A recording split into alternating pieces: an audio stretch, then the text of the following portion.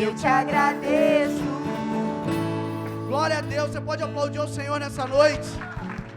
Existe motivo para você agradecer ao Senhor nessa noite? Glória a Deus, glória a Deus. Eu queria, antes da gente começar essa palavra, eu queria te convidar a ficar de pé. E nós vamos orar ao Senhor. Nós vamos preparar o nosso coração para receber essa palavra nessa noite. Amém? Glória a Deus. Feche teus olhos então. Se você se sentir à vontade. Se você se sentir à vontade, coloca a mão no seu coração. E vamos orar. Senhor Jesus, obrigado, Senhor, por essa noite. Obrigado, Jesus, pela vida de cada irmão que está aqui. Senhor, obrigado, Senhor, porque em meio a tantas lutas, em meio a tantas dificuldades, em meio, Senhor, a tantas coisas que nós enfrentamos, Senhor, durante essa semana, o Senhor nos trouxe a esse lugar, que é um lugar, Senhor, que nos traz vida. Um lugar, Senhor, que traz esperança. Um lugar que pode trazer fé aos nossos corações. E nessa noite, Pai, nós somos gratos a Ti. Senhor, somos gratos por cada um que está aqui, por cada coração, Jesus. Senhor, nessa noite eu oro, Senhor, para que cada coração aqui seja um terreno fértil para a Tua palavra, Senhor. Senhor, eu oro, Senhor, para que todas as cadeias sejam quebradas agora. Senhor, que toda resistência, em nome de Jesus, Senhor, em nome de Jesus, nós oramos, Senhor, para que cada coração receba a Tua palavra, Senhor, em nome de Jesus, e que nada possa impedir, Senhor, aquilo que o Senhor tem para trazer para cada um de nós nessa noite, em nome de Jesus. Senhor, me usa nessa noite, Pai, de forma inédita, como o Senhor jamais tenha me usado, Pai, em nome de Jesus. Senhor, eu me coloco nessa noite, Senhor, à disposição para servir a Tua igreja, Senhor, em nome de Jesus. Senhor, me coloque aqui agora, hoje, as palavras certas, Pai, para transmitir aquilo que o Senhor tem para essa igreja nessa noite, em nome de Jesus. Amém. Glória a Deus. Se você pode, aplauda ao Senhor agora, o mais alto que você puder. Amém. Glória a Deus. Pode sentar. Amém. Glória a Deus. Hoje nossos pastores estão em casa agora assistindo. Pastor Rafael, pastora Laurian. Por isso que eles não estão aqui, eles estavam em Brasília, né? Eles foram para, como é que é o nome? Sacerdotal, mas como é que é a primeira palavra? Esqueci. Convocação sacerdotal, amém.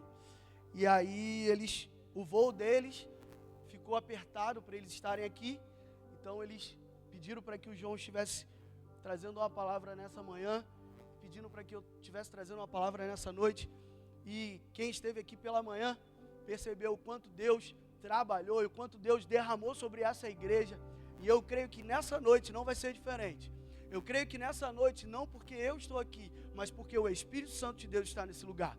Não porque sou eu que vou pregar, mas porque o Espírito Santo de Deus está aqui e Ele tem liberdade nesse lugar. Amém? Glória a Deus. Se você pode, aplauda o Senhor mais uma vez. Amém? Glória a Deus. Nossos corações estão disponíveis para receber a palavra do Senhor nessa noite, amém? E hoje, nessa tarde, é para eu beber isso aqui mesmo? Tá tão bonitinho aqui com o negócio aqui, ó. Eu vou beber logo agora. Estava nessa tarde hoje, no meu quarto, e orando e falando, Senhor, qual é a palavra que o Senhor quer transmitir à Tua igreja nessa noite? Qual é a palavra que o Senhor deseja ministrar, trazer, sabe, derramar sobre essa igreja na noite de hoje? E eu confesso que eu fiquei me revirando na minha cama, orando, sabe, Deus me conduzindo para uma palavra, e eu assim, Senhor, será que não tem uma palavra de ânimo, de fé, de esperança? Será que hoje não poderia ser uma palavra mais animada? Eu sei que o pastor Rafael, ele é assim. E eu queria trazer uma palavra assim. Mas o Senhor me incomodou meu coração e falou, não, filho, eu vou fazer com essa palavra. Eu vou fazer desse jeito. E eu vou falar aquilo que o Espírito Santo ministrou no meu coração nessa tarde. E eu tenho certeza que ele vai impactar o teu coração e você vai sair dessa noite aqui com uma resposta do Senhor para a sua vida. Eu creio que você vai sair dessa noite aqui com uma palavra fincada no teu coração, assim como eu fui impactado hoje à tarde, com uma palavra que abriu os meus olhos, uma palavra que tantas vezes eu li, mas hoje ela entrou no meu coração de uma forma clara e profunda e tão diferente. E eu queria te convidar a abrir a sua Bíblia no livro de Marcos, capítulo 6, versículo 7 e versículo 8. Eu vou ler alguns textos, mas eu quero começar por esse texto. Marcos, capítulo 6, versículos 7 e versículos 7 e 8. Amém? Convocou então os 12 para junto de si e os enviou de 2 em 2. Concedeu-lhes autoridade sobre os espíritos imundos e determinou que nada levassem pelo caminho, a não ser um cajado somente, nem pão. Fala para quem dá do seu lado assim, nem pão. Nem pão. Adriano, nem pão. Nem pão. Nem mochila de viagem. Nem dinheiro e os seus cintos, que andassem calçados com sandálias. Preocupação da forma de caminhar. Mas não carregassem 2 túnicas. Bom, o que está acontecendo aqui? Jesus convoca os seus 12. Olha, vou convocar vocês para que a gente vai começar uma obra missionária agora. A gente vai começar aquilo que eu tenho para fazer nesse lugar. E aí ele começa a dar algumas advertências. Olha, faz o seguinte, não precisa levar nada. Leva só um cajado. Aí ele vai dar uma ênfase. E a gente vai entender por que dessa ênfase. Nem pão. Não era para levar pão. Deixou claro isso. Eu procurei outras versões para saber se era só a minha versão que ele enfatizava nem pão. Mas todas as versões que eu achei estavam lá. Nem pão. Não era para eles se preocuparem nem com aquilo que eles iam comer e nem com aquilo que eles iam vestir. Você percebe que no final do texto que eu li, fala assim, olha, não leve 2 túnicas. Vai apenas com a túnica que você está. Mas leve um cajado. E o que está acontecendo ali? Qual era o contexto? Eles começaram a pregar. Eles começaram, em 2, a fazer a obra do Senhor. E o que aconteceu? Sabe, o evangelho começou a ser propagado, as coisas começaram a acontecer. Sabe, eles começaram a orar e pessoas serem libertas. E isso causou alvoroço para aquele lugar. Você imagina, se a gente começa aqui, Deus coloca para nós que a gente vai começar aqui a sair pregar as ruas da Taquara. E vai estender as mãos e os enfermos vão ser curados. O cara vai começar a assaltar, vai botar a arma, a gente vai botar a mão do cara vai cair. Aí depois a gente ora e a mão volta para o lugar. E a arma deixa lá. Sabe? Sabe essas coisas? Estava começando a acontecer essas coisas lá, cara. E no meio daquilo que estava acontecendo, no meio de tudo aquilo ali, se você pegar o texto, se eu posso te dar uma sugestão, chegue em casa e leia os próximos capítulos, o capítulo 6, o capítulo 7 e o capítulo 8. Você vai perceber que no meio dessa história, no meio disso que estava acontecendo, Marcos, ele relata a morte de alguém importante. Relata a morte de João Batista. No meio de tudo aquilo que estava acontecendo, ele relata a morte de João Batista. Ele cita Herodes e fala o quanto Herodes tinha um apreço por João Batista. O quanto Herodes gostava de ouvir João Batista, gostava daquilo que ele ministrava.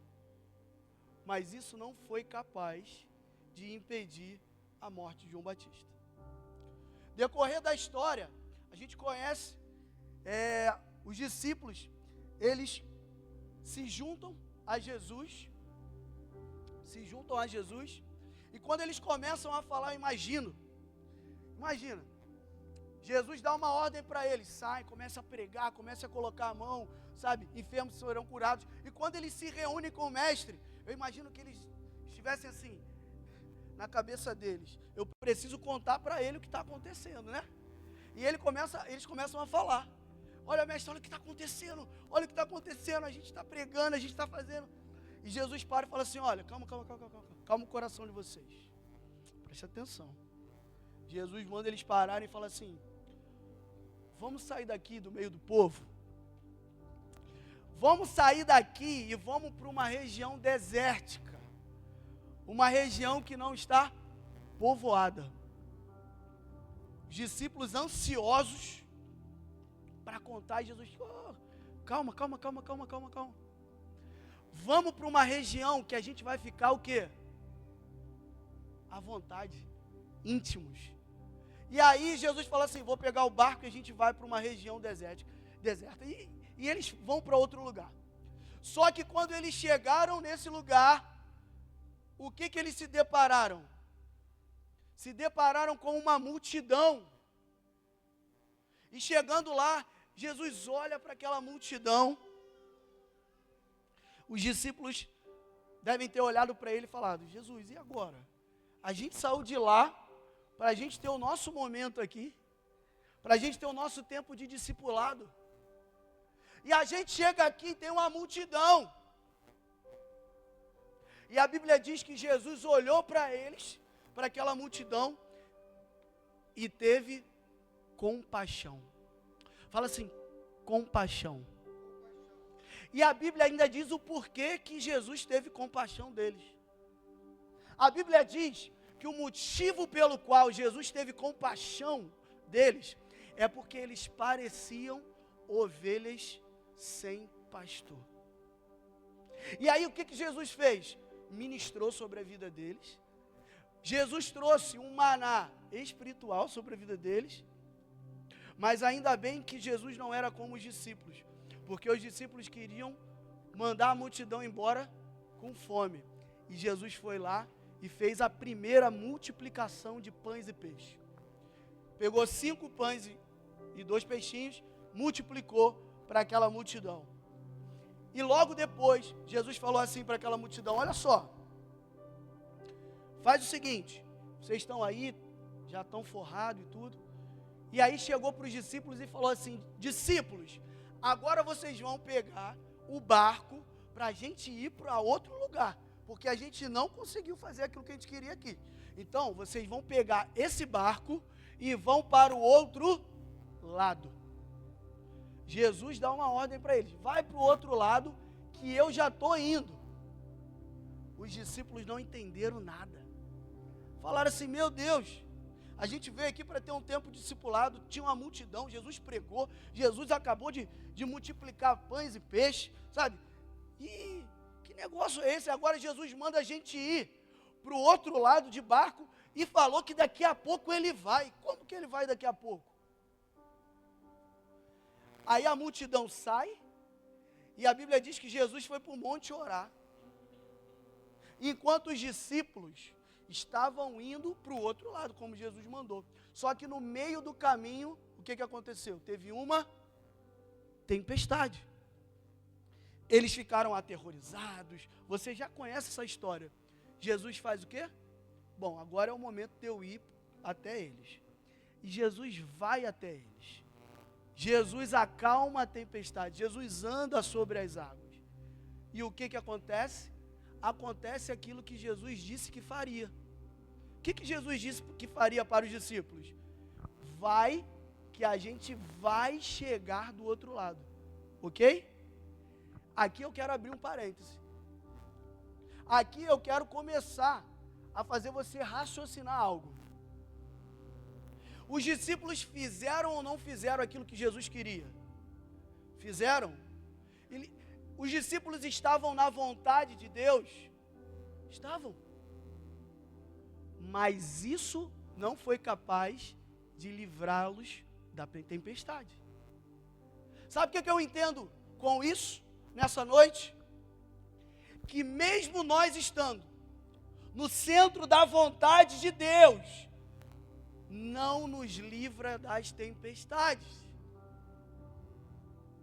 Mas calma aí, não precisa ficar triste não.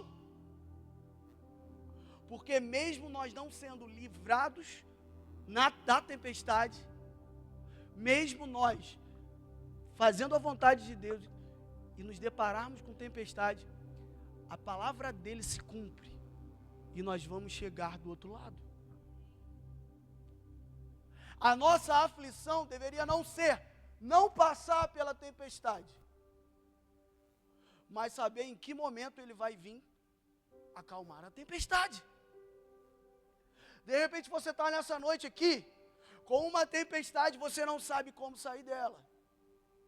E eu quero te dizer nessa noite, você não precisa saber como vai sair. Você só precisa orar e pedir para que ele saia do monte e venha até você e acalme essa tempestade. Uma outra promessa que existe nas nossas vidas é: em Jesus nós somos mais do que vencedores. Isso significa que eu e você, a gente não entra numa batalha com dúvida se seremos vitoriosos. Nós já entramos sabendo que ganharemos. Nós já sabemos que vamos vencer. Mas Wesley, então o que está em jogo? Está em jogo em como você se comporta no meio da tempestade. O que está em jogo é a gente entender como que você vai se comportar no meio das dificuldades. Porque vencê-las, a gente vai vencer. Porque não está na força do nosso braço, mas está na força do Senhor. Amém? E a história diz que eles continuaram. Chegaram do outro lado. Mas quando eles chegaram do outro lado, existia um lugar que estava precisando daquilo que eles tinham para entregar. Então eles chegaram naquele lugar já pregando, já orando, já ministrando sobre vidas, sabe? Expulsando demônio, cura. Isso despertou um pouquinho a ira dos fariseus. Mas o que acontece? Eles chegam naquele lugar, eles pregam e tudo. E aí ele fala assim, Jesus fala para o povo assim: gente, o que a gente está fazendo aqui, não fala não, não comenta não. Vamos deixar em off. Mas o que a multidão, o que o povo começa a fazer? Começa a falar. Tem um homem que está vindo aqui, cara, e os discípulos dele botam a mão e a coisa acontece, sabe? E burburinho, o que aconteceu? Despertou o quê? Multidão de novo. Quando Jesus olha, multidão. Aí Jesus fala: meu Deus, multidão de novo. De novo a multidão atrás da gente. E aí a Bíblia diz que Jesus olhou para a multidão e adivinha o que Jesus teve da multidão? Compaixão. Sabe, engraçado, né? Eu já li isso aqui. A gente já falou sobre isso. Jesus olha para aquela multidão e tem compaixão. A Bíblia diz que é compaixão que ele teve. De novo. E aí a Bíblia ainda diz assim, sabe por que Jesus teve compaixão? Porque parecia um rebanho sem pastor. Aí o que Jesus faz? Jesus faz a mesma coisa. Derrama sobre a vida deles um alimento espiritual. Aí depois os discípulos novamente fazem a mesma coisa. Os discípulos já sabiam que Jesus podia alimentar aquela multidão. Mas os discípulos cometem o mesmo erro. Falam: onde que a gente vai conseguir dinheiro aqui para comprar essas coisas? E Jesus fala assim: filho, vê lá quanto que tem lá. Aí eles vêm com 7 pães agora. Aí Jesus vai lá e multiplica de novo. De novo. Aí Jesus fala assim: então, agora a gente sai de cena de novo, pega o barquinho, vamos para o outro lado, sabe? E aí dentro do barco, alguma coisa acontece. E agora que vai começar a minha palavra. É aqui que eu quero, sabe, me debruçar. Livro de Marcos, capítulo 8, do versículo 14 ao versículo 21.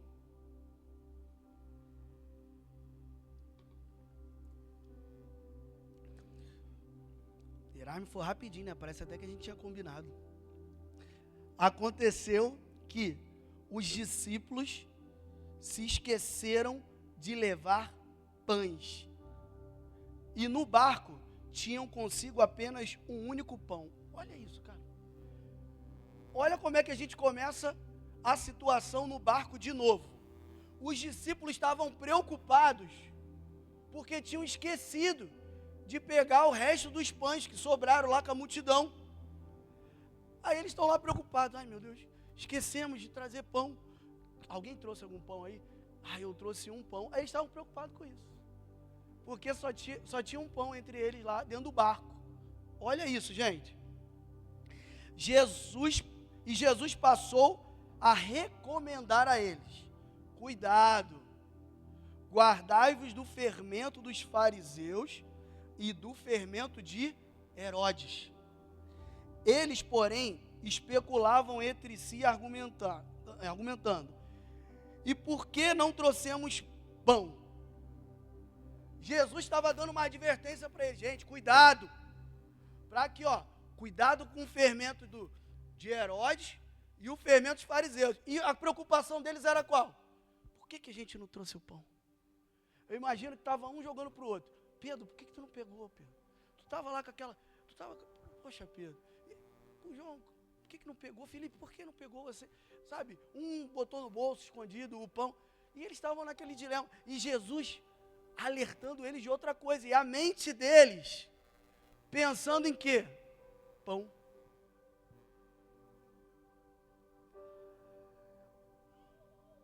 Ao notar a discussão, Jesus questionou: por que discorreis sobre não terdes pão? Até agora não consideraste, nem ainda compreendeis? Permaneceis com o coração petrificado? Tendo olhos, não vedes? E possuindo ouvidos, não escutais? Não vos recordais quando dividi os 5 pães para os 5.000 homens, de quantos cestos cheios de pedaços que sobraram recolheis? Afirmaram: 12. Fala comigo: 12. E quando eu parti 7 pães para aqueles 4.000 homens, quantos cestos grandes, repletos de sobra, recolheram no chão? Responderam eles: 7. Fala: 7. Eu gosto de números. Ao que lhes concluiu Jesus: e então ainda não compreendeis? Jesus, eu acho que ele estava parafraseando assim: vocês estão de brincadeira comigo, não estão não? Cara, eu fiz vocês enxergarem 2 multiplicações. Eu alimentei 4.000 homens e 5.000 homens, com 5 pãezinhos, 7 pãezinhos. E vocês estão preocupados se vocês trouxeram pão? Vocês estão preocupados, olha só, gente. Os discípulos, eles estavam preocupados, sabe com o quê? De trazer a migalha do que sobrou do milagre passado. Quantas vezes eu e você, a gente quer viver uma vida exatamente assim? Quer levar a sobra do milagre passado para a próxima estação. Eu vou guardar esse pouquinho aqui, sabe, dessa estação aqui, do milagre, porque eu sei que Jesus fez isso aqui, foi milagre. Mas eu quero guardar essa sobra aqui para a próxima estação. E esqueceu que não é assim que funciona com Jesus. Com Jesus a gente não trabalha com o resto da sobra da outra estação. A gente vive com um milagre novinho batendo na nossa porta. O milagre da estação passada só tem uma serventia: fazer exatamente aquilo que Jesus falou para eles. Será que vocês não conseguem se lembrar? Será que você não consegue olhar para trás e perceber de onde Ele te tirou? Será que você não consegue olhar para trás e perceber todos os milagres que Ele já fez na sua vida? E se Ele já fez, por que Ele não fará de novo?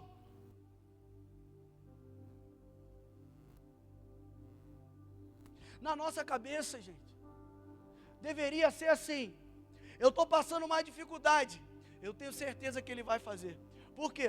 Porque Ele já fez tantas outras vezes. Tantas outras vezes Ele nos livrou. Se eu parar aqui 1 minuto, você vai se lembrar de tantos milagres que Ele fez na sua vida, na vida da sua família. Quantas orações foram respondidas. E por que não? Ele não fará outra vez? Por que não mais uma vez?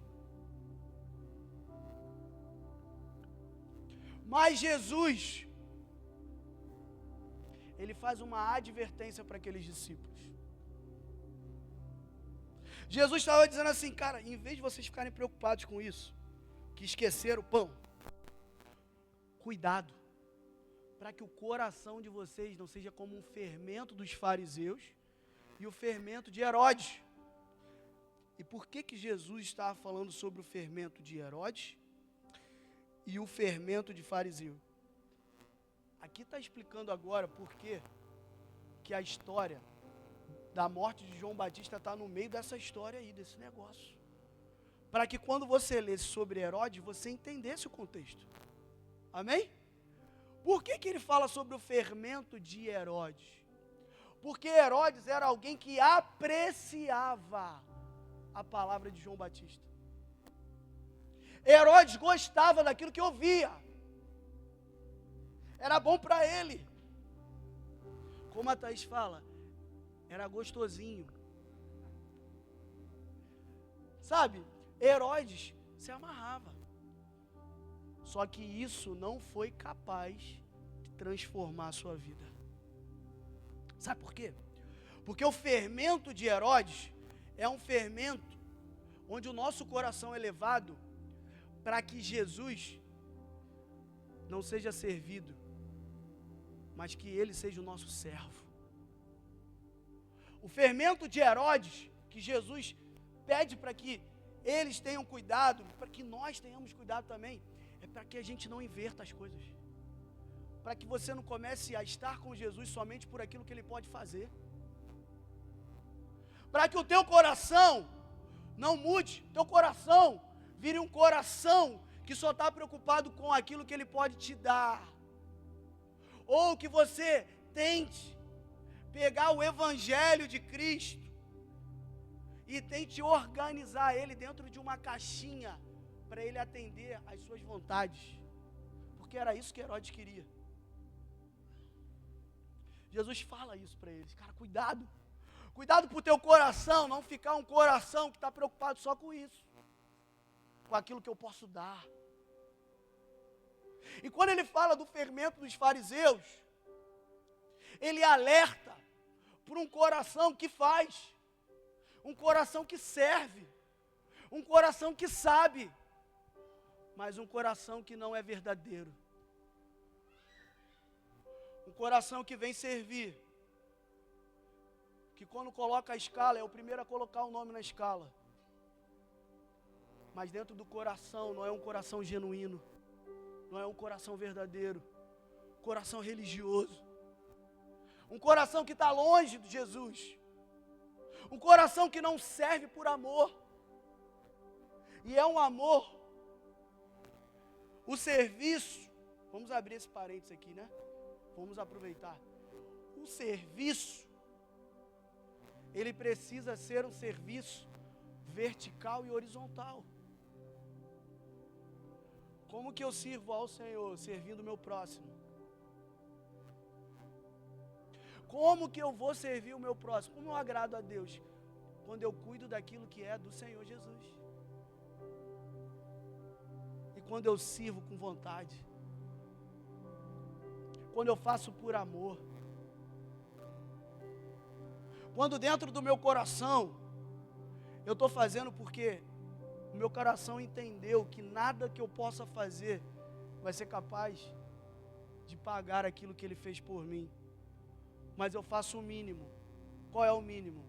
Servir os meus irmãos, amar o meu próximo.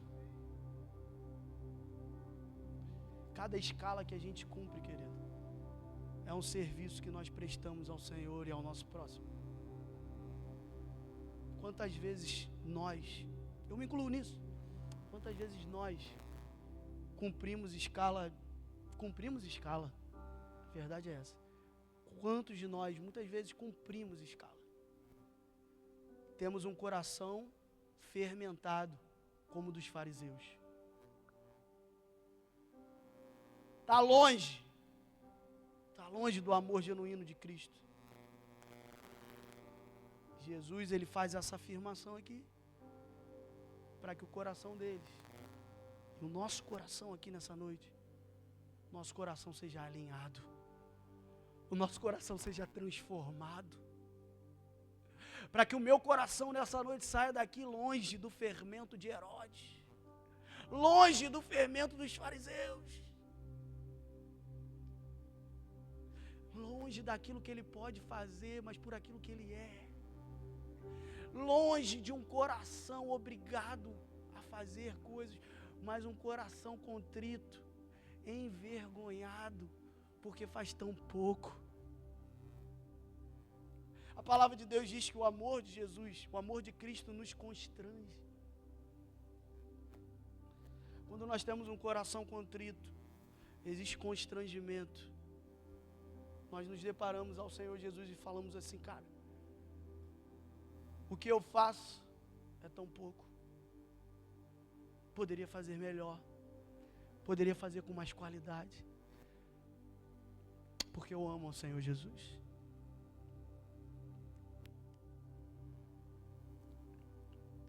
Em primeiro lugar, Herodes não quer servir a Deus. Quer que Deus o sirva. Já os fariseus são, aparentemente, eles servem a Deus. Aparentemente. Porque eles seguem a lei. Esse é o grande problema da nossa geração hoje. O grande problema da nossa geração hoje. Vemos crentes que encontram Jesus. Vem Jesus passar. Mas estão com seus corações totalmente fermentados.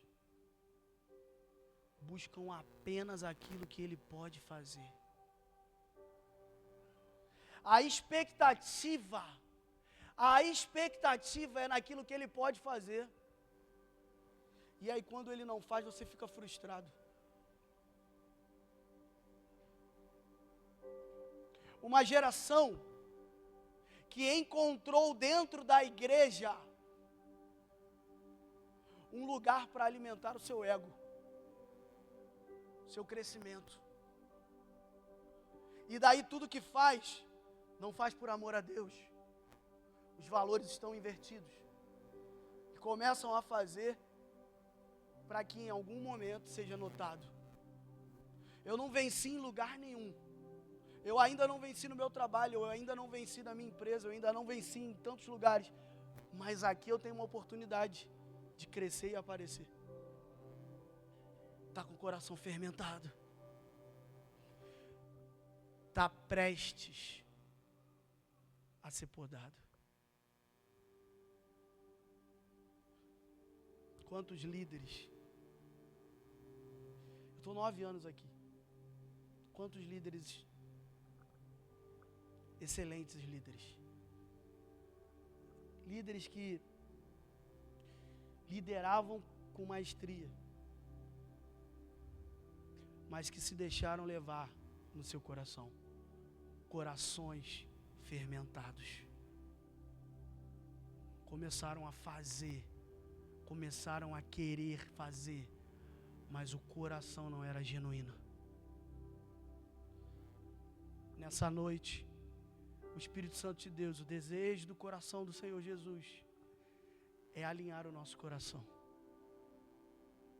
O nosso Pai, Ele é tão preocupado conosco, que nessa noite Ele quer nos preparar. Ele quer que o nosso coração esteja alinhado. Cuidar do nosso coração. Olha que interessante. Na primeira multiplicação sobraram quantos cestos? 12. E na segunda? 7. 12 e 7 são números interessantes.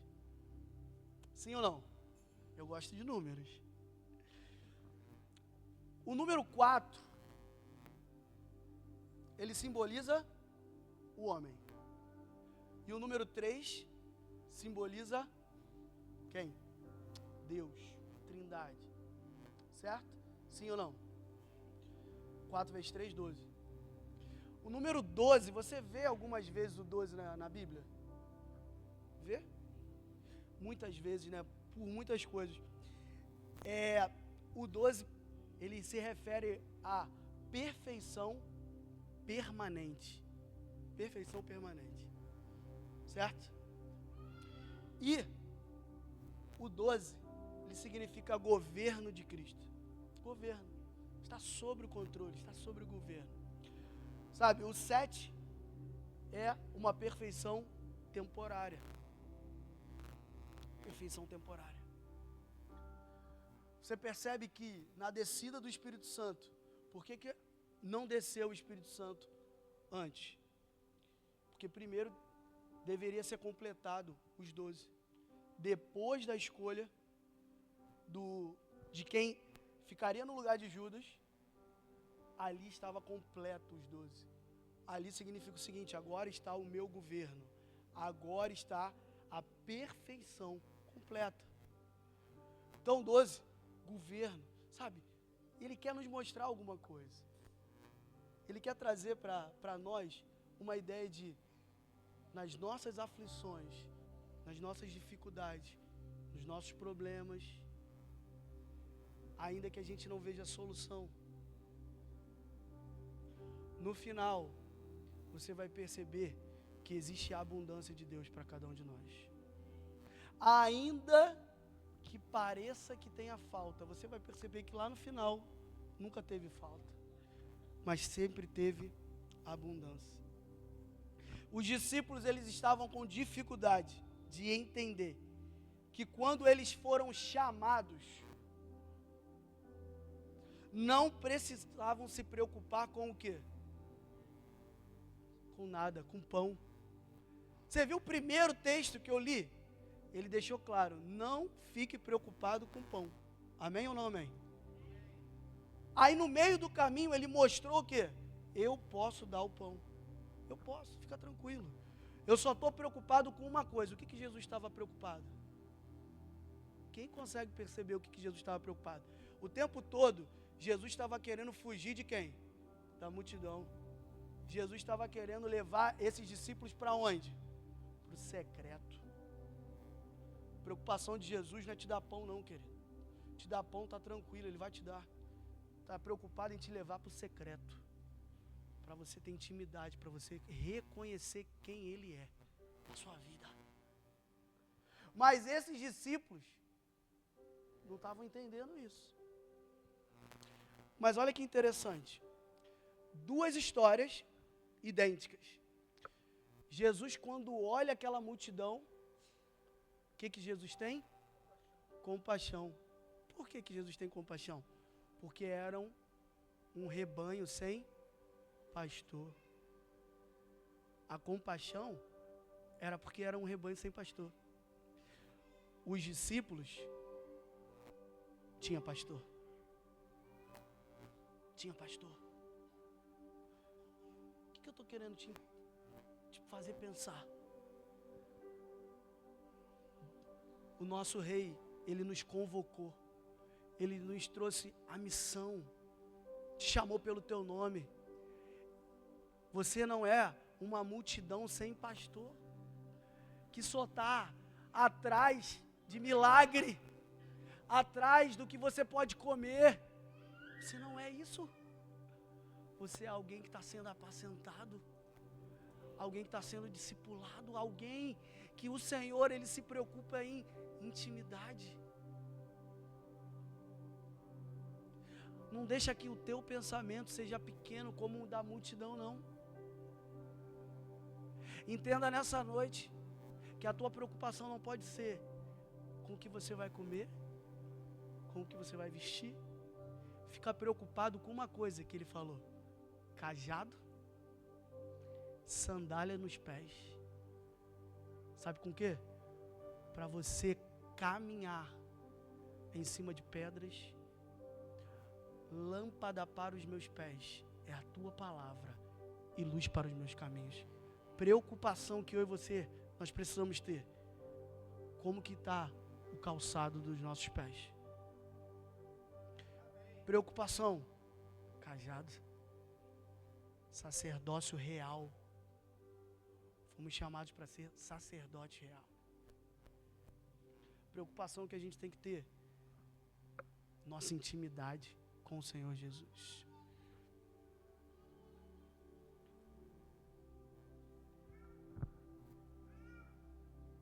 Dá tempo de um versículo, e aí eu fecho. João capítulo 6, versículo 51. Aí, Jesus escracha de vez. Vê se vocês entendem agora. Olha o que Jesus diz: eu sou o pão vivo que desceu do céu. Se alguém comer desse pão, viverá eternamente. E o pão que deverei dar pela vida do mundo é a minha carne. Sabe o que Jesus está dizendo aqui? Eu não estou preocupado em dar pão para vocês. Estou preocupado que vocês me reconheçam como o pão. Entendeu? A preocupação de Deus, a preocupação de Jesus, não é que a gente olhe para Ele e se preocupe com o pão que a gente precisa, mas reconhecer nele o pão que Ele é. Queria que você ficasse de pé. Eu vou contar uma história que eu ouvi de um pastor que foi incrível para mim, foi incrível. Ele disse assim que quando ele chegou para a filha dele e falou assim para a filha dele: ó, filha, papai vai te dar aqui um valor para você comprar a merenda do colégio de segunda até sexta. Bom, a galera do Arena já ouviu essa história. Vai ouvir de novo. Ele falou assim: filha, papai vai te dar o dinheiro para você comprar o lanche da escola de segunda até sexta. Ok? Ok. Na próxima semana papai dá mais. Amém? Entenderam? E ele disse que a filha foi para o colégio na segunda-feira. E quando voltou para casa, ela chegou para o pai e falou: pai, eu preciso de dinheiro. E aí o pai falou assim: mas já? Eu disse que eu ia te dar para segunda até sexta. E ela disse assim: pois é, mas eu preciso, eu gastei tudo hoje. E aí o pai falou: por quê? E ela disse assim: porque quando eu estava no colégio e eu fui comprar aquilo que eu queria, todos os meus amigos não podiam comprar. E aí eu entendi assim: eu posso pegar o recurso que o meu pai me deu e dividir com todos eles. E aí ela falou assim para ele: sabe por quê, pai? Porque não importa o quanto eu tenho, o que importa é que quando eu chegasse em casa, o Senhor estaria lá. Essa história para mim ficou marcada, porque quantas vezes na minha vida eu me preocupei em pegar o recurso que Ele me deu e eu achava que tinha que dar até a sexta-feira. Eu estava preocupado com o pão, eu estava preocupado com o milagre que Ele fez na estação passada, e esqueci de entender que aquele recurso que Ele tinha me dado naquele momento era para abençoar de repente a vida de quem estava do meu lado. como essa menina entendeu e eu talvez não tinha entendido antes. E o grande mistério dessa história é, ela entendeu muito rápido, né? Que não importa a quantidade de recursos que eu tenho hoje aqui, e nem você. O que importa é que o Deus, o meu Pai, está dentro do meu secreto. Eu tenho meu Pai dentro do meu secreto. E se Ele está no meu secreto, eu não preciso me preocupar com mais nada. Porque se Ele está no meu secreto, eu já tenho tudo. Porque eu sou o herdeiro. Quantos de nós temos vivido uma vida de bastardos? Porque não entendemos a paternidade de Deus. Onde eu não preciso pedir, eu não preciso ter a preocupação de pedir. Eu preciso ter a preocupação de ser filho e usufruir daquilo que Ele tem para mim. Queria que você fechasse seus olhos agora e começasse a pensar exatamente nessa palavra que tanto impactou o meu coração nessa tarde. Sabe, essa palavra, quando eu li essa palavra, sabe, ela entrou no meu coração, estava no meu secreto. Eu disse para Deus assim: Deus, quantas vezes eu li esse texto e essa ficha não caiu, eu não entendi.